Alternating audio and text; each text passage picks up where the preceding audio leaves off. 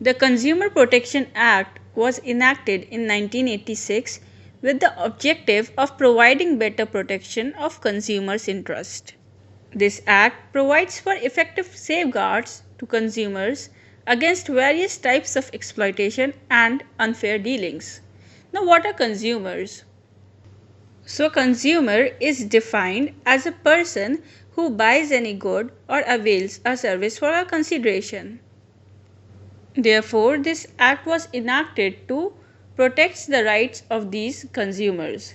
It covers transactions through all modes, including offline, online, through electronic means, teleshopping, multi-level marketing, or direct selling. The Consumer Protection Act, implemented in 1986, gives easy and fast compensation to consumer grievances. Basically, it safeguards and encourages consumers to speak against insufficiencies and flaws in goods and services. And if traders and manufacturers practices any foul trade, this act protect their rights as a consumer. And moreover, this act covers all goods and services of all public, private, and corporate sectors, and except those exempted by the central government. And the act also provides a platform for a consumer where they can file their complaint, and the forum takes action against the concerned supplier, and compensation is granted to the consumer for the hassle or the loss he or she has encountered. The act lays down the rights of the consumers and also provides for the promotion and protection of the rights of the consumer. So basically, it creates an alternative disputes resolution mechanism exclusively for consumers. So the salient features of the acts are as follows. Let's discuss them. So firstly, the act enshrines 6 rights of consumers, namely right to safety, right to be informed, right to choose, right to be heard, right to seek redressal, and right to consumer edition, which we will discuss later. Secondly, the provision of the act are in addition to and not in derogation of the provision of any other law for the time being in force. So, this act is an umbrella legislation covering all goods and services but excluding transactions not involving consumers from the purview of the act. The act also defines what are the goods and services. So, goods are those which are manufactured or produced and sold to consumers through wholesalers or retailers, while services are in the nature of transport, telephone, electricity, housing, banking, insurance, medical treatment, etc.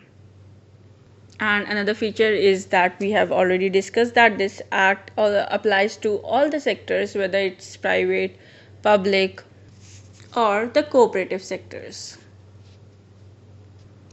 Further, the consumer can seek a redressal against any manufacturer and trader of goods and services through a simple, inexpensive, and timely redressal of consumer complaints by the Act. Further, the provisions of the Acts are not only compensatory in nature but also preventive and punitive in nature.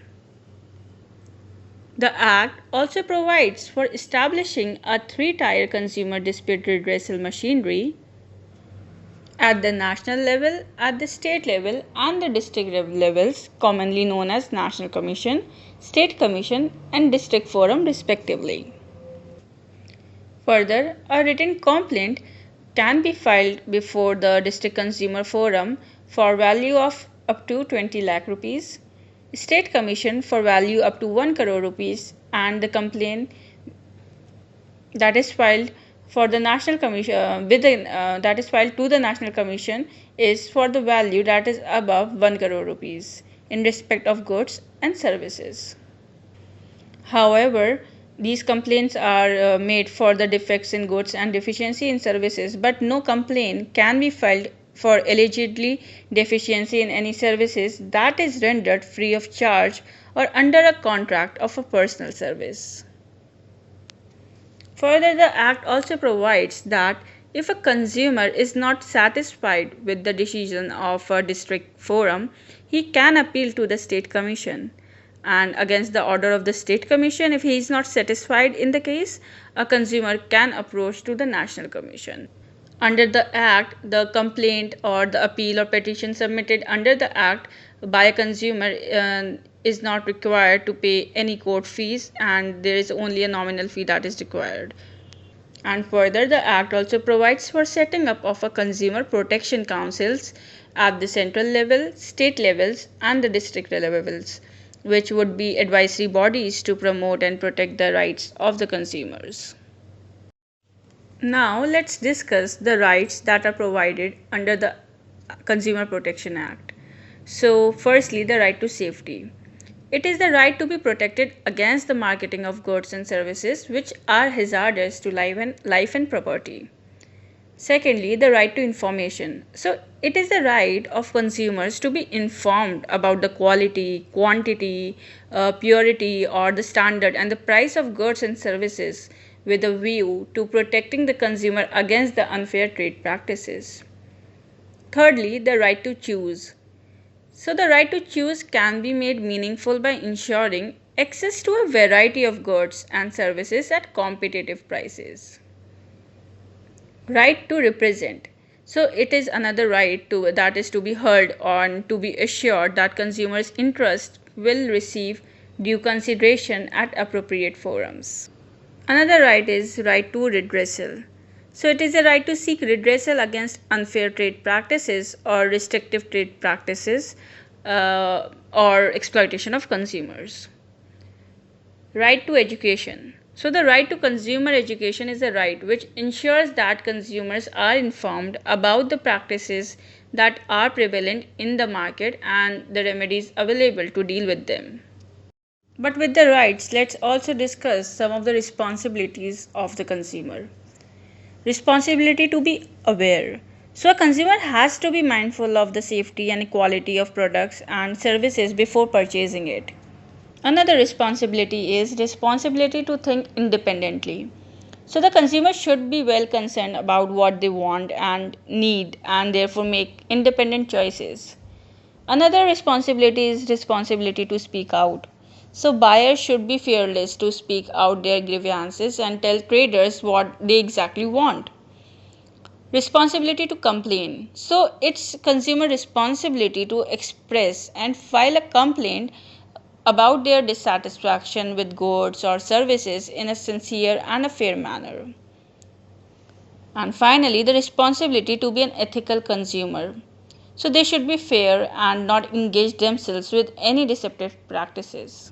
Now let's discuss the Consumer Protection Act of 2019, which is an act of the Parliament of India, and it repeals and replaces the Consumer Protection Act of 1986.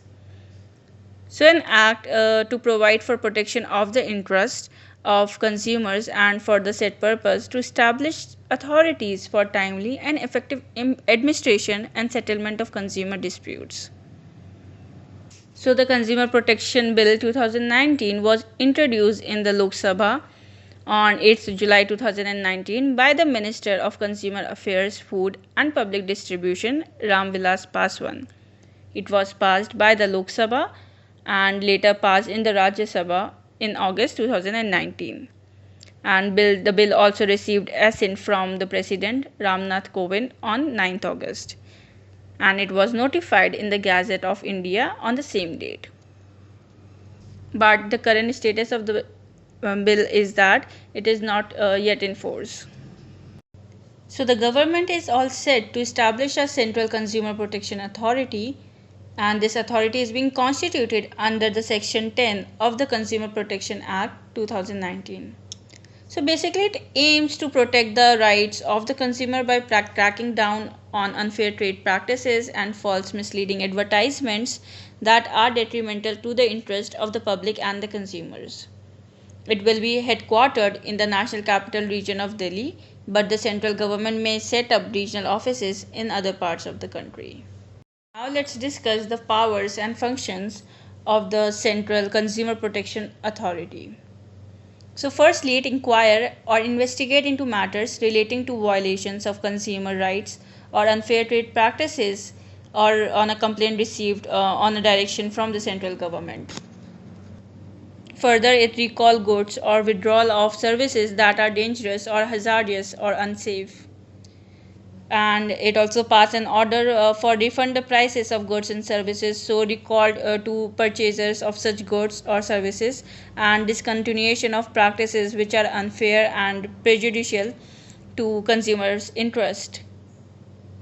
Further, this authority will impose a penalty up to rupees 10 lakh with imprisonment up to 2 years on the manufacturer or endorser of false and misleading advertisements, and the penalty may go up to rupees 50 lakh with imprisonment up to 5 years for every subsequent offence committed by the same manufacturer or endorser. Further, the authority may also ban the endorser of a false or misleading advertisement from making endorsement of any products or services in the future for a period that may extend to 1 year, and the ban may extend up to 3 years in every subsequent violation of the Act. Further, the file complaints of violations of consumer rights or unfair trade practices before the District Consumer Disputes Redressal Commission and the State Consumer Dispute Redressal Commission and the National Consumer Dispute Redressal Commission. Let's also discuss the composition of the Central Consumer Protection Authority. So firstly, it will have a Chief Commissioner as a head and only 2 other commissioners as members, one of whom will deal with matters relating to goods while other will look into the cases relating to services. The Central Consumer Protection Authority will have an investigation wing that will be headed by a Director General. And district collectors too will have the power to investigate complaints of violations of consumer rights, unfair trade practices, and false or misleading advertisement. Therefore, the Consumer Protection Act of 2019, apart from setting up of authorities for timely and effective administration and settlement of consumer disputes, it also seeks to bring in e-commerce under their jurisdiction and hold celebrities accountable for false or misleading advertisements of products that they endorse.